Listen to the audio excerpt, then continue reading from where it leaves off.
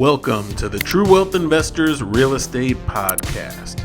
Creative investing strategies to help you build true wealth. I'm your host, Chad Harris.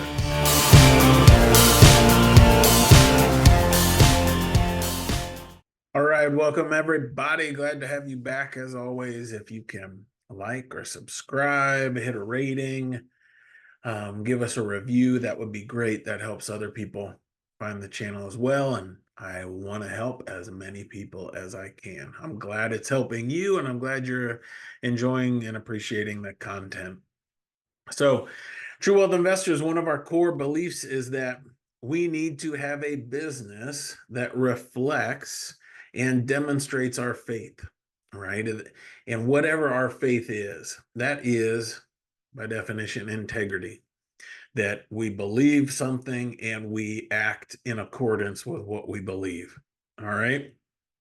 And in my mind, there is nothing that should be more important than our integrity and our character, and that we act and do what we say we're going to do. And our business reflects that. Our business should reflect the integrity that we live with and believe in. And so some people struggle with this, especially in raising money, because they don't want to share their faith or their reason for doing what they're doing, their reason for their business. But I think if we are a person of faith and the reason we are doing our business is to help others and serve others, and it should be a reflection of our faith, we should share that wholeheartedly. We will end up attracting the lenders that we really want to work with anyway. And on the flip side, it frustrates me to no end the people who believe that business is some value-free zone where anything can happen, right? You hear people say it's a dog-eat-dog world out there.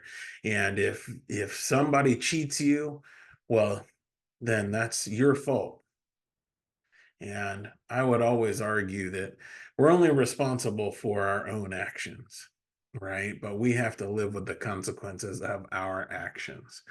And so no temporary success, whether that's financial or fame or whatever that temporary success would be, none of it is worth sacrificing our integrity and just the value of knowing we're doing what we say we're going to do, and we're acting and our business is running in accordance with our beliefs.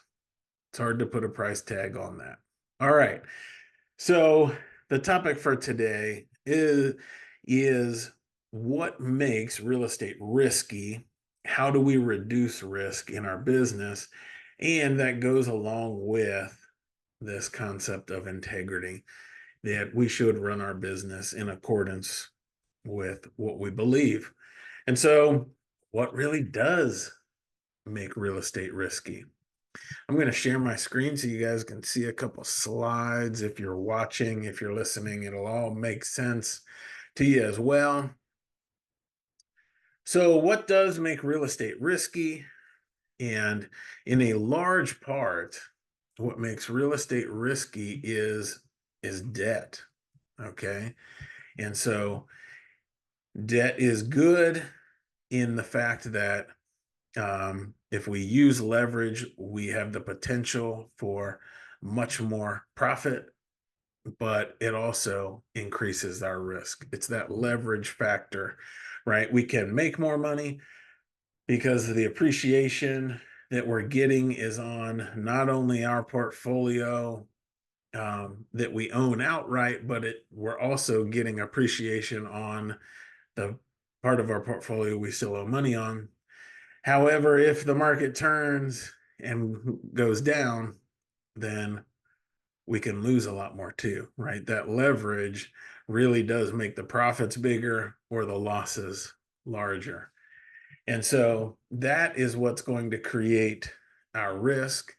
But more specifically, what creates risk is not only just the leverage and the debt, it is actually the loan constant. Okay. So the loan constant is a formula, and you figure it's a comparison of the annual loan payments to the principal owed. And it's a measurement of risk. This is a formula banks use and lenders use to see how risky the loan would be. All right. So we can look at some examples here. If we use this formula on a 15-year amortized loan, if we have a loan of $100,000, the loan is at 8% interest. It's amortized over 15 years. Our payment, principal and interest, is going to be $955. All right. So to figure out the loan constant, we're going to take $955 times 12. That is our annual loan payments or debt service. So 12 months of debt service. Divide it by the amount of the loan, $100,000 in this case. And so for this example, our loan constant is 11.5%. All right. Now, if we take the exact same loan amount, same interest rate, and all we do is change the payments so that it's not amortized over 15 years, but it is an interest-only payment. So every month, the lender receives interest on their principal, but they don't receive any principal. And so the value of that loan or the amount of that loan will stay the same. Then our payment drops to $667. Okay, so when we figure the loan constant on that, $667 times 12, our annual debt service, our payments for 1 year, divided by 100,000 equals 8%. So we've already gone from 11.5 down to 8. And since loan constant is a measurement of risk, we have reduced the risk of that loan. All right. Now, what if instead of 8%, we still have the same loan, it's still $100,000. Lender's happy with interest-only payments, but instead of 8%, we get the loan at 6%. Now, all of a sudden, our payment is $500 a month. And so when we figure the loan constant, 500 times 12 divided by 100,000, that is 6%. All right. So we have gone from 11.5% loan constant down to 6%, essentially cutting the risk of that loan in half because our payment is lower. And so we have more cushion, right? Our cash flow that we get from this property, the NOI, I should say, that we get from this property before our debt service or financing payment, if we have a bigger cushion there, let's say our NOI is $1,000, then a payment of $500, only half of our NOI is going towards financing. And so if something happens with that property, we have much more cushion and we're going to have more reserves. All right. So that's really beneficial. Now, this gets really tricky, or even more important, actually, if you look at this over time, right? So far, we've been looking at the loan constant as just at the beginning of the loan. How do we reduce risk? And in relation to private money, this is reducing risk for us because we're getting a lower payment, but also reducing risk for the lender because the loan constant is lower and we have the cushion and we're more likely to be able to make our payment. So if we look at this over time, let's say we buy a house, the house cost $125,000, we get a loan for $100,000, and it's a 15-year amortized loan, which is very popular. A lot of people like those. So we have $25,000 in equity in this deal. Now, over time, right, we've been making payments. Let's say it's 8 or 9 years. The house has gone up in value. Now, instead of 125, it's worth 150. Now, If this were the last 8 or 9 years, it'd be worth 250, but we're going to say just 150 for this example. Because it's a 15-year amortization, we have paid down half of the loan, so we only owe 50,000. Now, what is true of our payment? Right? Our payment at the beginning was, I believe, 877. Our payment's the same now, right? An amortized loan, the payment stays the same. And so now, 8 or 9 years down the road, our payment is the same. The problem is we now have $100,000 of equity in this house. And so in the beginning, when we started with that loan, if we weren't able to make our payment, we were risking $25,000 in equity. Now we have the same payment, but the risk for us has gone up astronomically. Now we have $100,000 of equity at risk.